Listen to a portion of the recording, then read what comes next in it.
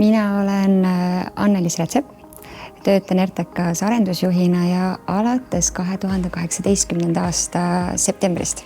Minu nimi on Rando.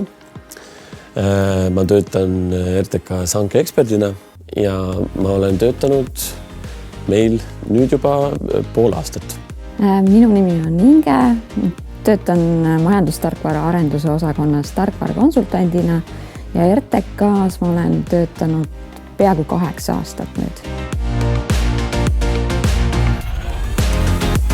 Riigi tugiteenuste keskusele on usaldatud riigi finantsarvestuse ja personaliarvestuse elluviimine, lisaks ka struktuuritoetuste korraldamine ning riigihangete korraldamine. Et meile on antud väga suured kesksed ülesanded täita ning meie jaoks on väga oluline, et neid ülesandeid täidetaks kõrge kvaliteediga, et meie kliendid oleks meie teenustega rahul. Minul on RTKs usaldatud strateegilise planeerimise protsessi ja kliendihaldusprotsessi vedamine. Ma saan anda meie klientidele hääle, et meie teenuseid arendades me arvestaks oma klientide vajadustega. Ning lisaks näiteks täna on mulle usaldatud ka häkatoni korraldamine, millega ma tunnen, et ma saan anda ka meie töötajatele hääle, et nemad saavad tulla ja kujundada sellist organisatsiooni, milles nad soovivad töötada.